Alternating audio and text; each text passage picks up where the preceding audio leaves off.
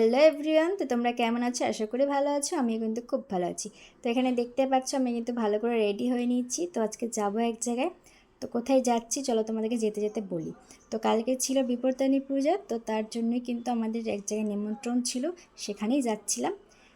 তো এখানেই দেখতে পাচ্ছ কিন্তু রথগুলো যেতে যেতে, আর এখানে কিন্তু রথগুলো আমাদের রাখা হয়। তো এটার ভিডিও কিন্তু খুব তাড়াতাড়ি আসছে। তো চলো, এখানে কিন্তু আমরা পৌঁছেও গেছি। আর এইটা ছিল তোমাদের দাদাভাই যেখানে কাজ করে সেখানকারই একটা স্টাফের বাড়িতে পুজো ছিল। তো এখানে ঢুকেই দেখছি সবাই কিন্তু খেতেও বসে গেছে। আর আমাদের কিন্তু যেতে কিন্তু অনেকটাই লেট হয়ে গেছিলো, অনেকটা রাত হয়ে গেছিলো। তো প্রথমে তো ভাবলাম হয়তো অনেক কেউ থাকবেই না, তো কিন্তু সবাই ছিল। তো এখানে সবার সাথে দেখা করে নিলাম, একটু গল্প টল্প করলাম, খুবই মজা করেছি একসাথে। তো চলো এরপরে তোমাদেরকে ঠাকুরটা উপর থেকে দেখিয়ে নিয়ে আসি। তো এখানে দেখো ঠাকুরটা, আমার কিন্তু ভীষণই ভালো লেগেছে ঠাকুরটা। তোমাদের কেমন লেগেছে অবশ্যই কিন্তু আমাকে কমেন্ট করে জানাবে। আর তোমাদের কার কার বাড়িতে বিপত্তারিণী পুজো হয় আমাকে কিন্তু অবশ্যই কমেন্ট করে জানাবে। তো এখানে দেখো আমি কিন্তু প্রণাম টনাম করে নিলাম, আর এখানে সবাই একে একে প্রণাম করে নিচ্ছে।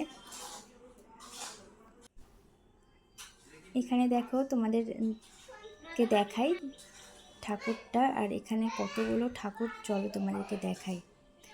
অনেক রকমের ঠাকুর ছিল, মানে ওনাদের বাড়িতে প্রচুর ঠাকুর ছিল। তো খুব ভালো লাগলো দেখা করে কিন্তু আমরা এরপরে চলে গেছি নিচে খাওয়া দাওয়ার টেবিলে বসেও পড়েছি। তো প্রথমেই কিন্তু প্রসাদ দিয়ে দিয়েছিল, তারপরে কিন্তু দিয়েছিল পোলাও, পাঁপড় ভাজা, চাটনি, ডাল, তরকারি, অনেক কিছুই ছিল। আর খাবারগুলো কিন্তু ভীষণই সুন্দর হয়েছিল, অনেক টেস্টি হয়েছিল। তো এখানে খেতেও বসে গেছি, চলো এবার তোমাদেরকে সবার সাথে একটু আলাপ করিয়ে দিই।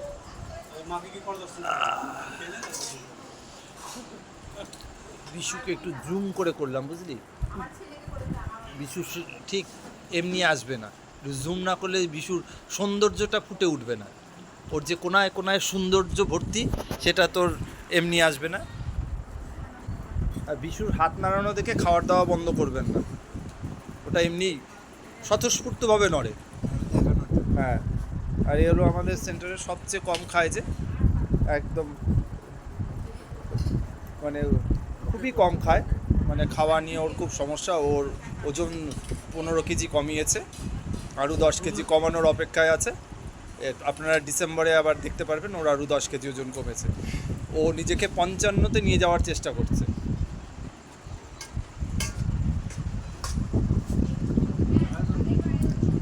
আর এর আবার চেহারা দেখে ভাববেন না যে খেতে পারে না, এ আবার প্রচুর খায়।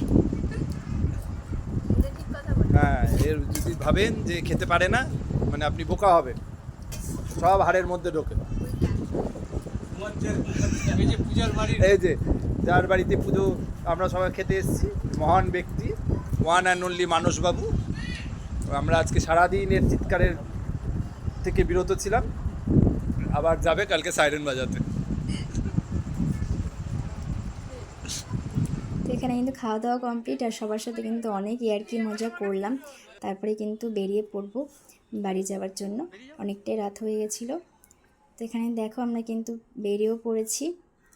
আর এই ভিডিওটা ভালো লাগলে কিন্তু অবশ্যই লাইক করে দিও, আর যারা নতুন দেখছো প্লিজ চ্যানেলটিকে একটু সাবস্ক্রাইব করে দিও। দেখা হচ্ছে নতুন একটা ভিডিওর সাথে, ততক্ষণের জন্য বাই বাই সবাইকে।